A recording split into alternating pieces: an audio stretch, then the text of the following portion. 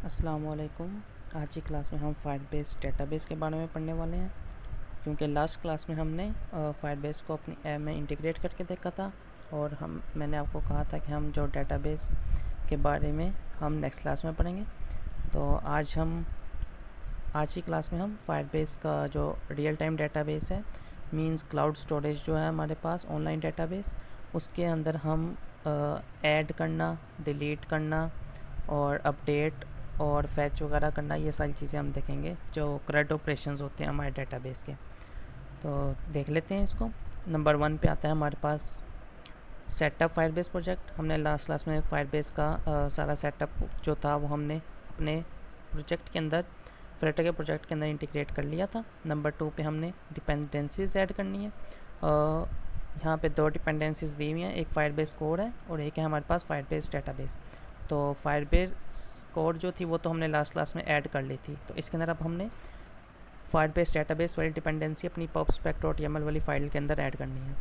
Number 3 पे आपने जो भी जैसे लास्ट क्लास में अपने SQLite के अंदर अपने ऑफलाइन डेटाबेस के अंदर चीज़ें स्टोर करवाई थी, कोई प्रोडक्ट स्टोर करवाया था या स्टूडेंट जैसे मैंने स्टोर करवाया था, तो आप उसी को लेके चलें तो बेहतर है। मैंने स्टूडेंट को स्टोर करवाया था तो मैं स्टूडेंट का ही डाटा अब क्लाउड के अंदर स्टोर करूँगा, फायरबेस के अंदर अपना स्टोर करूँगा और वहाँ से फैच करके देखूँगा।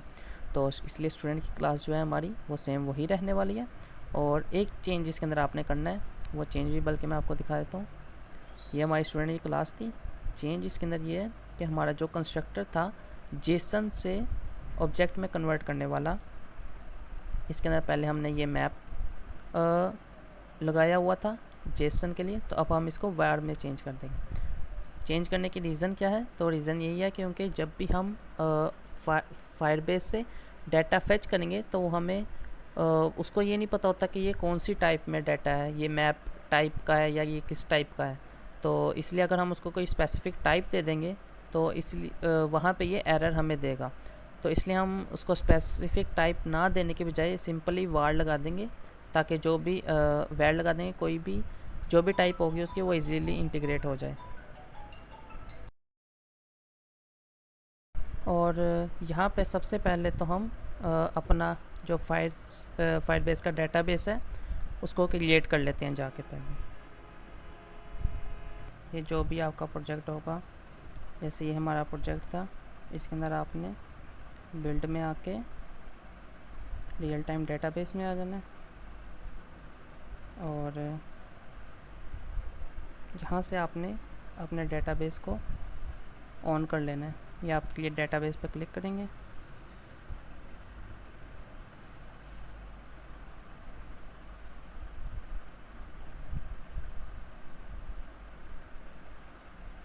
और यहाँ से लोकेशन जो है वो हम कोई भी सिलेक्ट कर सकते हैं। मैं यही रख रहा हूँ, नेक्स्ट। और एक ये आपका टेस्ट मोड है और एक आपका जो टेस्ट मोड होता है बेसिकली टेस्टिंग वगैरह के लिए, छोटी मोटी चीज़ों के लिए। लेकिन अभी हम लॉक्ड मोड यूज़ करेंगे, जो कि हमारी ऐप के लिए जब हमारी ऐप प्रॉपर, जब हमने ऐप क्रिएट करनी होती है तो उसके लिए हम टेस्ट मोड नहीं बल्कि लॉक मोड रखते हैं। यहाँ पे आके एक चीज़ आपने यहाँ से चेक कर लेनी है। सबसे पहले आपने इसके रूल्स में आ जाना है और इसके रूल्स में से रीड को ट्रू कर लेना है और यहाँ से राइट को भी ट्रू कर लेना है। और करने के बाद आपने चेंजेस को पब्लिश कर देना है। ये चीज़ें हमने इन दोनों को ट्रू इसलिए किया ताकि जब भी हम अपनी ऐप के थ्रू कोई डाटा राइट करवाएं, मींस डाटा ऐड करवाएंगे, डिलीट करवाएंगे, अपडेट करवाएंगे, तो वो राइट की ऑप्शन है, तो उसको हमने ट्रू कर लिया ताकि ये उसको राइट कर सके। और रीड की मतलब ये है कि जब भी हमने फैच करना है डाटा शो करवाने के लिए तो उसको भी हमने ट्रू कर लिया ताकि ये हमें शो करवा सके। अगर तो ये दोनों चीज़ें फॉल्स होंगी तो हम अपनी ऐप के अंदर जब भी डेटाबेस से कोई चीज़ ऐड करवाएंगे या डिलीट करवाएंगे या राइट और रीड ऑपरेशंस करवाएंगे, हाँ एरर देगा क्योंकि हमारी ये चीज़ें जो हैं वो दोनों फॉल्स होंगी। तो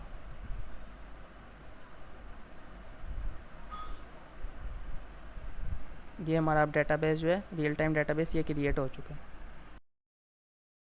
इसके बाद जो हमारा अगला टास्क है वो है डेटाबेस सर्विस वाली क्लास क्रिएट करना। तो अब हम जाते हैं अपना प्रोजेक्ट के अंदर। मैं आपको यहीं से समझा देता हूँ ताकि चीज़ें जो हैं वो ज़्यादा अच्छे से समझ में आ जाए। तो सबसे पहले तो हमने डेटाबेस का रेफरेंस क्रिएट कर लिया है। मींस हमारा जो हमने कोई भी चीज़ स्टोर करवानी है वो किस पाथ पे या कौन सी जगह पे स्टोर करवानी है, तो उसके लिए हमने एक रेफरेंस देना है उसको।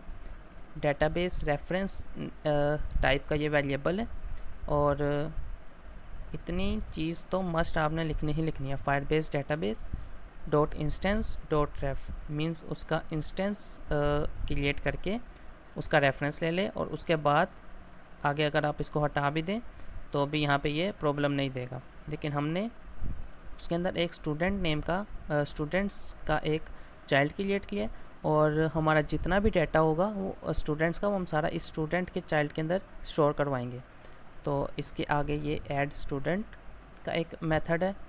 ये क्या करेगा, ये स्टूडेंट लेगा और उस हमारा जो डेटाबेस का रेफरेंस है इसके अंदर एक और चाइल्ड क्रिएट करेगा इस स्टूडेंट की आईडी के नेम से। मींस जो भी स्टूडेंट की आईडी होगी वो हमने इंटीजर टाइप में रखी हुई है। फॉर एग्जांपल 1 उसकी आईडी है, और उसको स्ट्रिंग में कन्वर्ट करेगा टू स्ट्रिंग, और वो 1 आईडी पे जाके स्टूडेंट का डाटा जो है वो स्टोर करवा देगा। स्टूडेंट डॉट टू जेसन हमने क्यों लिखा हुआ है ये मैंने आपको पहले ही बताया हुआ है,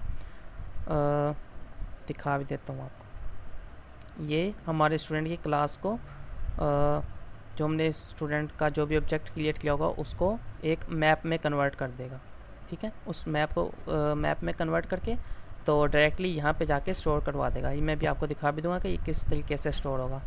और ये हमने जो चाइल्ड बनाया था मींस हमारा एक स्टूडेंट की कलेक्शन है, उस कलेक्शन के अंदर हमारी एक और आईडी है 1 ID 1, और उस 1 के अंदर हमारा स्टूडेंट का डाटा पड़ा होगा। ठीक है, और एक और बात मैं आपको बता दूं, हमारा जो फ्लटर का डेटाबेस है, फायरबेस का डेटाबेस है, ये नो एसक्यूएल डेटाबेस है। मींस हमने जो एसक्यूएल डेटाबेस वगैरह पढ़े थे वो होते हैं हमारे रिलेशनल डेटाबेस टेबल्स की फॉर्म में। तो इसमें कोई टेबल्स नहीं होते, ये सिर्फ एक कहने की हिरार्की होती है। मींस स्टूडेंट्स के अंदर उनकी आईडी, उन आईडी के अंदर वो स्टूडेंट का डाटा। ठीक है, और मैं भी आपको इनका जो और अच्छे से क्लियर करवा दूंगा एक दफ़ा और दिखा के। अपडेट के लिए क्या है, अपडेट के लिए ये है कि जो आईडी होगी स्टूडेंट की वो हम पास करेंगे, और साथ में स्टूडेंट पास करेंगे, अपडेटेड स्टूडेंट जो होगा। ठीक है, तो ये क्या करेगा, जो मींस जो हमने स्टूडेंट 1 पे स्टोर किया था 1 आईडी पे, ये हमने स्ट्रिंग टाइप लिया यहाँ पे आईडी। क्यों, जहाँ पे भी हम आईडी दे रहे होंगे वहाँ पे हमने ऐसे टू स्ट्रिंग लाजमी लगाना है। ठीक है, जहाँ पे हम अपडेट का वाला फंक्शन कॉल कर रहे होंगे। तो ये क्या करेगा, उस आईडी पे जाके जो भी अपडेटेड स्टूडेंट का डाटा होगा वो स्टोर कर देगा। ठीक है, और नंबर 3 पे हमारा अपडेट स्टूडेंट के लिए हमारा अपडेट का मेथड यूज़ होगा, और ऐड करने के लिए हमारा सेट का मेथड यूज़ होगा। अगर तो आप अपडेट के लिए भी सेट का मेथड ही लगा देते हैं यहाँ पे, तो ये क्या करेगा, जो हमारा चाइल्ड फॉर एग्जांपल 1 है उसके अंदर एक और स्टूडेंट ऐड कर देगा। ये फिर उसको अपडेट नहीं करेगा उसी के अंदर, मीन्स उसको अपडेट या उसको ओवरराइड नहीं करेगा, उसी के अंदर एक और स्टूडेंट ऐड कर देगा। तो फिर इस तरह से आपके 1 आईडी के अंदर 2 स्टूडेंट ऐड हो जाएंगे। तो इसलिए आपने इस काम से बचने के लिए अपडेट का कीवर्ड यूज़ करना है। और नंबर 3 पे हमारा डिलीट ऑपरेशन है। आपने सिंपली वो आईडी पास कर देनी है जो आपने डिलीट करवानी है, और साथ में डॉट रिमूव लगा देना है। ये उस आईडी को और उसके अंदर जितनी भी आइटम्स पड़ेंगी सबको डिलीट कर देगा। और लास्ट में हमारा है एक डेटाबेस के अंदर हमारे जितने भी स्टूडेंट्स पढ़े हैं उनको गेट करने का मेथड। तो यहाँ पे हमने सिंपली गेट स्टूडेंट्स का मेथड लगाया है, और यहाँ पे हमने डेटाबेस को रिटर्न कर दिया। मींस हमारा ये जो रेफरेंस है ये हमने रिटर्न करना है। ये रेफरेंस क्यों रिटर्न करना है, क्योंकि हमारे सारे के सारे स्टूडेंट्स जो हैं वो इस स्टूडेंट्स के चाइल्ड के अंदर पढ़े हैं। तो ये स्टूडेंट्स का रेफरेंस हमें दे देगा, और आगे इसके साथ हमने गेट किस तरह से करनी है सारे स्टूडेंट्स वो मैं आपको दिखा देता हूँ। तो ये है हमारी स्क्रीन, ये जो आपको साथ में एमुलेटर पे शो भी हो रही है। यहाँ पे एक तो सबसे पहले हमने ये डेटाबेस सर्विस वाली जो क्लास है इसका एक इंस्टेंस क्रिएट कर लिया है, और यहाँ पे हमने इनिट स्टेट के अंदर एक मेथड कॉल किया है फैच स्टूडेंट्स के नेम से। और ये फैच स्टूडेंट्स क्या करेगा, ये उस डेटाबेस सर्विस से डॉट गेट स्टूडेंट वाला मेथड कॉल करेगा। ये हमारा डॉट गेट स्टूडेंट, ये उसको रेफरेंस रिटर्न कर देगा। ठीक है, जो हमारा स्टूडेंट्स की कलेक्शन का जो रेफरेंस है वो रिटर्न कर देगा। बल्कि मैं आपको एक दफ़ा दिखा भी दूँ तो आपको ज़्यादा अच्छे से क्लियर हो जाएगा। जैसे मैंने ऐड के बटन पर क्लिक किया तो मैं आपको बताता हूँ क्या होगा। ये मैंने एक आइकन बनाया हुआ है ऐड का, ऐड के बटन पे मैं क्लिक कर रहा हूँ तो ये ऐड स्टूडेंट वाला मेथड कॉल हो रहा है और ये एक स्टूडेंट क्रिएट करेगा, वही जैसे मैंने पहले स्टूडेंट क्रिएट किए हुए थे। और उन स्टूडेंट को डेटाबेस सर्विस का जो ऐड स्टूडेंट वाला मेथड था, यहाँ इसका जो ऐड स्टूडेंट वाला मेथड है इसको पास कर देगा। और ये इस डेटाबेस के अंदर स्टूडेंट्स के चाइल्ड के अंदर एक और चाइल्ड क्रिएट करेगा इसकी आईडी के नेम से, और फिर उसके अंदर इसका डाटा स्टोर कर देगा। ये मैं अब आपको दिखाता हूँ। ये हमारा डेटाबेस है, ये स्टूडेंट्स की वो जो है हमारी लिस्ट कह लें, उसके अंदर एक इसने एक आईडी क्रिएट की है, चाइल्ड क्रिएट किया है 1 आईडी वाला, और उसके अंदर इसका सारा डाटा स्टोर करवा दिया। अब एक और चीज़, हमारा जो ये मैंने अभी आपको बताया था फायरबेस डेटाबेस जो है ये टेबल की फॉर्म में नहीं होता, ये की और वैल्यूज़ की फॉर्म में होता है। जैसे ये देखें, ये आईडी है की और ये उसकी वैल्यू है 1। ठीक है, ये की वैल्यूज़ की फॉर्म में होता है। और साथ में ये जो स्टूडेंट है ये की है, इसकी वैल्यू जो है वो होगी जितने भी इसके अंदर आइटम्स स्टोर होंगे। इसी तरह से ये 1 जो है ये भी एक ये 1 जो है हमारी की, ये है हमारा ये हमारी की है, और इसके अंदर जितनी भी ये सारी वैल्यू स्टोर हैं ये इसकी वैल्यूज़ हैं। तो ये डेटाबेस हमारा की वैल्यूज़ की फॉर्म में होता है। और ऐड स्टूडेंट वाला मेथड हमारा हो गया। ऐड स्टूडेंट्स जैसे ही हम करेंगे उसके बाद हम फैच स्टूडेंट्स वाला यही मेथड दोबारा कॉल करेंगे।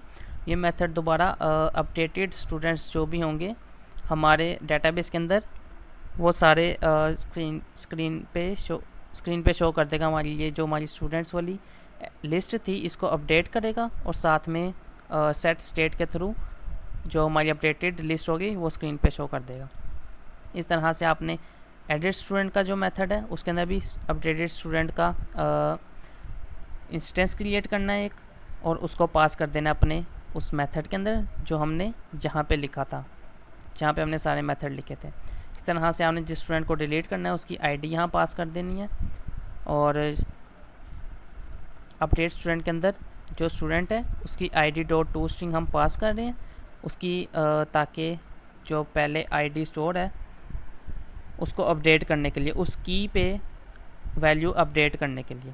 ठीक है, और इस तरह से जैसे फैच स्टूडेंट्स हैं ये आपने हर उस जगह पे लगाना है जहाँ पे आपकी कोई भी वैल्यू अपडेट हो रही होगी या डिलीट हो रही होगी या स्क्रीन में ऐड हो रही होगी। तो ये हमारी लिस्ट डॉट बिल्डर जो है ये भी हमारा वही सेम है जैसे हमने पहले रखा हुआ था अपनी पिछली क्लास में। और अब फैच स्टूडेंट्स वाला मेथड समझने वाला ये मैं आपको समझा देता हूँ।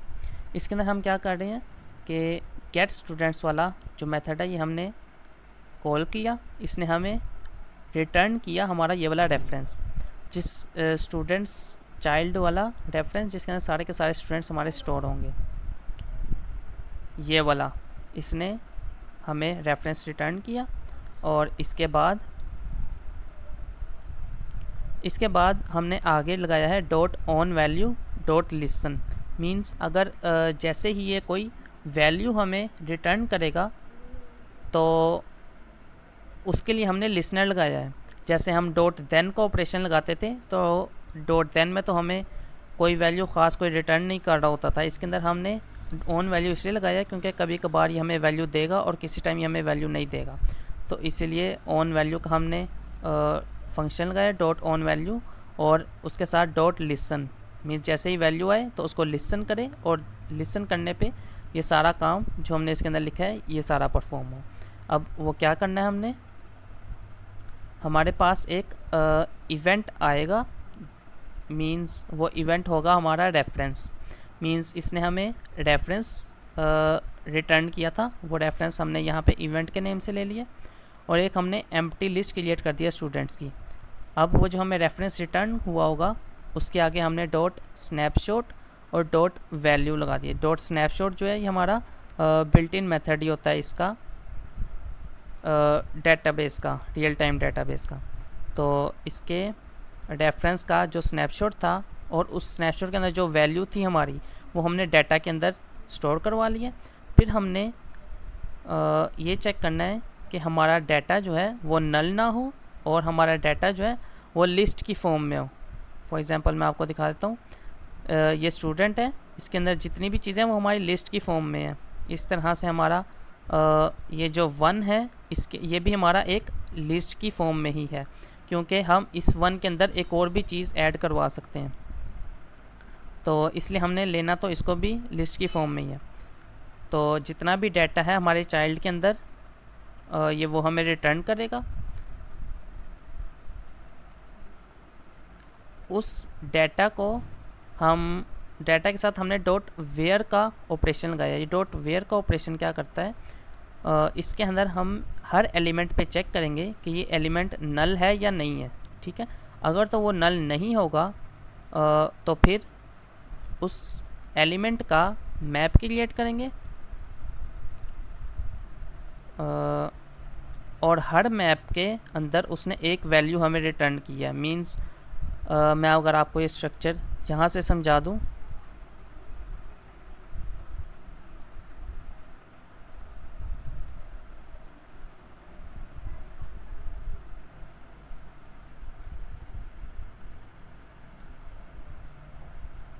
ये देखें,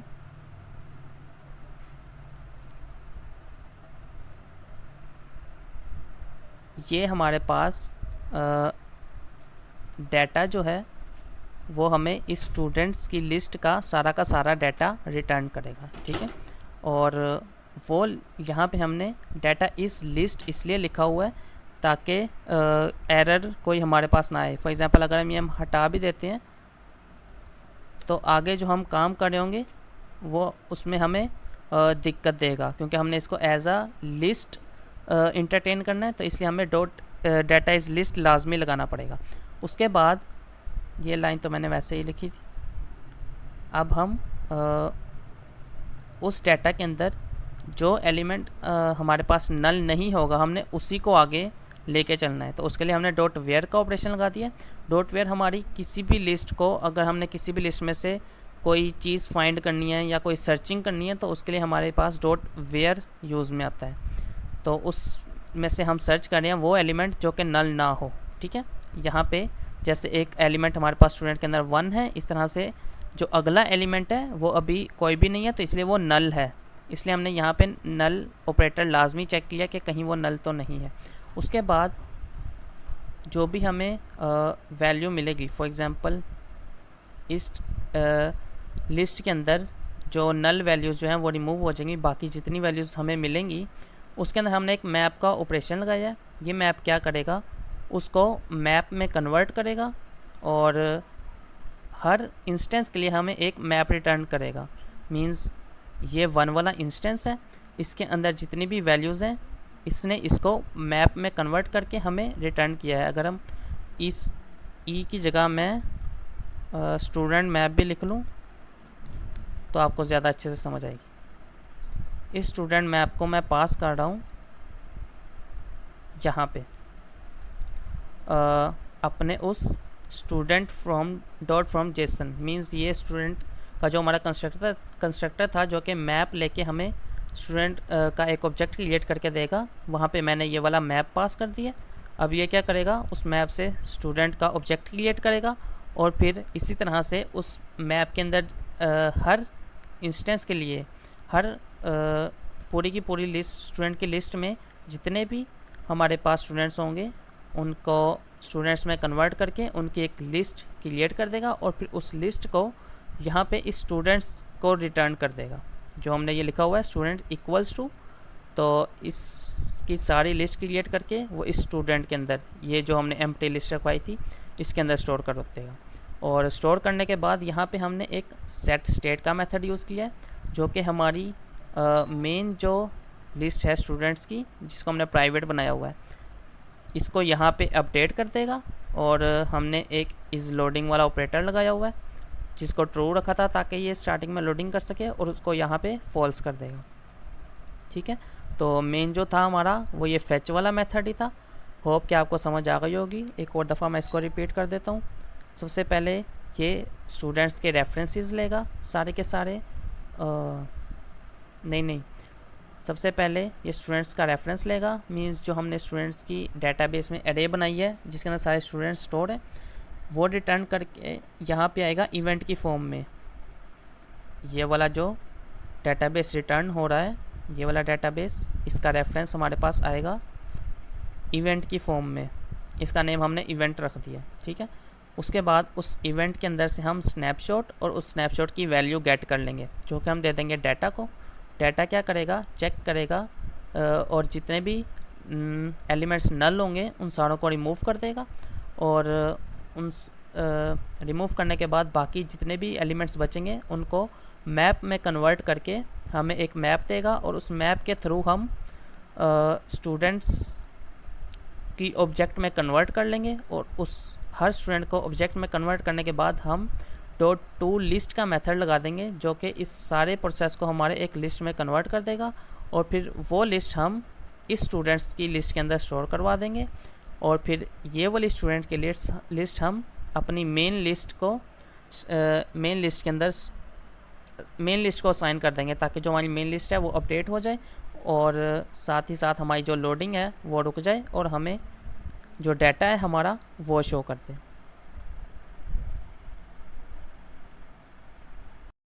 इस तरह से आपने स्टूडेंट्स के जो ऑपरेशंस हैं, CRUD ऑपरेशंस परफॉर्म करने। यहाँ पे कुछ की पॉइंट्स हैं। इनिशियलाइजेशन के किस तरह से आपने फैच करने हैं, दूसरा ऐड आपने किस तरह से करने हैं वो भी मैंने आपको बता दिया, एडिटिंग कैसे करने हैं वो भी मैंने आपको बता दिया, और डिलीट कैसे करना है स्टूडेंट्स को वो भी मैंने आपको बता दिया। और लास्ट में इनिशियलाइजेशन जो है फाइटबेस की, ये हमने लास्ट अपनी क्लास में कर ली थी सारी। और स्टूडेंट क्लास है हमारे पास एक, जिसके अंदर स्टूडेंट का जो डाटा, स्टूडेंट के जो एट्रीब्यूट्स हैं वो हैं। फिर हमारे पास डाटा सर्विस वाली क्लास है जिसके हमने वो सारे CRUD ऑपरेशंस लिखे हुए हैं डेटाबेस के, फाइटबेस डेटाबेस के। और ये CRUD ऑपरेशंस जो हैं, इम्प्लीमेंट मेथड्स टू परफॉर्म के स्टूडेंट का डाटा क्रिएट, रीड, अपडेट और डिलीट किस तरह से करना है वो है। तो अब आपकी इसके अंदर एक्सरसाइजेज ये हैं कि जिस तरह से आपने अपनी SQLite के थ्रू स्टोर करवाया था कोई भी प्रोडक्ट, या जिस तरह से मैंने स्टूडेंट स्टोर करवाया था लास्ट क्लास में, तो इस क्लास में आपने ये करना है कि आपने फाइटबेस के अंदर डाटा स्टोर करवाना है, डिलीट करवाना है, अपडेट करवाना है, और फैच करके फाइटबेस से शो करवाना है अपनी स्क्रीन पे। तो यही आपके टास्क हैं, और हमारी ये आज की लास्ट क्लास है अपनी इंटर्नशिप की। इसके बाद जो है आपका एक प्रोजेक्ट, छोटा सा मिनी प्रोजेक्ट इस फाइटबेस के हवाले से होगा, और उसके बाद आपका एक ओवरऑल इंटर्नशिप का जो मेन प्रोजेक्ट है वो आपने बनाना होगा। तो अभी तक इस क्लास के लिए इतना ही, और अल्लाह हाफ़िज़।